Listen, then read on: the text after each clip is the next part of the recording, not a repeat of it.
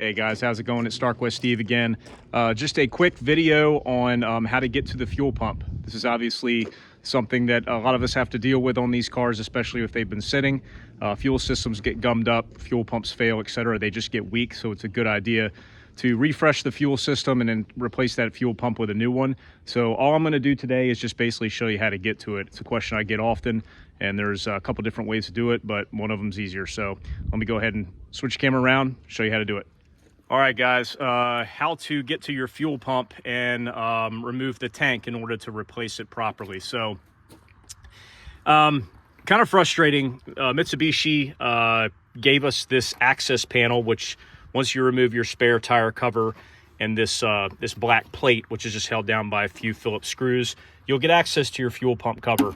And there's one Phillips screw holding it down and some glue. You take that out, there's your pump. The problem is the pump is way back there, and then you've got lines obviously to attach to it going up the fuel rail to the front of the car. So you cannot actually replace it through this pump access hole, which would have been nice, but that's not how they designed it. So what you'll see a lot of times, and this is one way you can do it if you want to, if you're not concerned about it, you can cut about 6 inches up on either side of this and peel this metal back, and it will give you access enough to go ahead and swap out that pump, remove all the lines, disconnect everything, etc. So seen that a number of times, and I'm not even going to say that I haven't maybe done that once or twice, but on the right car, you don't want to do it. You want to go ahead and do it right. So the best way to get to it, dropping the tank, is actually not very difficult at all.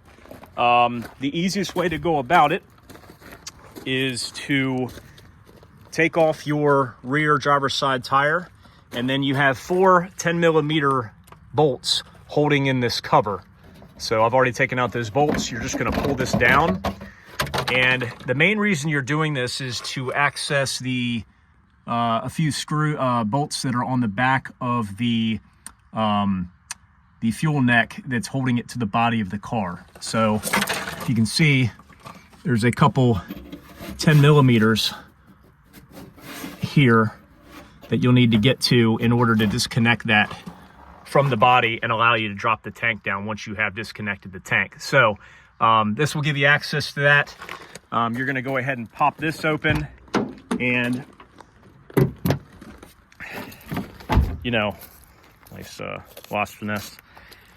Go ahead and get these 4 Phillips out. You're going to push this down in once everything's disconnected, because this obviously all comes out with the tank. And then once you're done that, you're basically just going to jack the car up, get underneath of it, and you've got 14mm bolts. I guess I'm not counting right now, about 8 of them, I believe, that are surrounding the tank. They come off easily. Again, extension with a 14mm swivel. You can go ahead and get those down, and then you've just got you can really leave everything connected as far as the lines at that point, because this thing will drop all the way down pretty much to the ground and allow you enough room for access to replace the pump, then set the tank back up. So really easy to drop the tank. Oh, the other thing that you'll want to do, you've got a wire here that you'll just want to go ahead and push the grommet down through. That runs to the sending unit. So just go ahead and push that down as well, so it's not, you know, got a bunch of tension on it. So again, push that down on the top.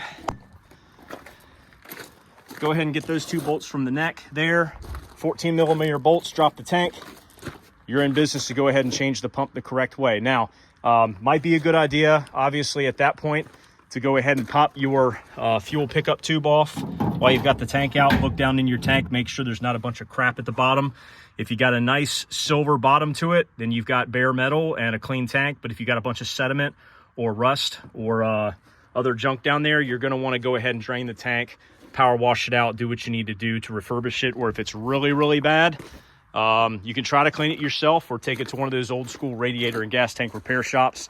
They'll get you back in business, they'll seal it for you, etc. So can't really get new tanks for these. You can only get good used ones, which I do have if you need them.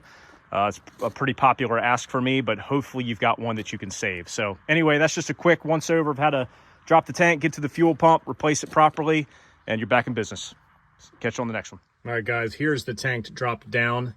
You just basically have one rubber line that connects to one of the hard lines, and then This one, I go ahead and cut it just for the time being, but you'll want to go ahead and get a couple wrenches on that one with some PB Blaster on it in advance to disconnect this from the hard line that goes up there, because you want to retain that. But one little thing I want to correct is, I don't know why I said this, because I've done it a couple different ways. You don't have to disconnect anything here.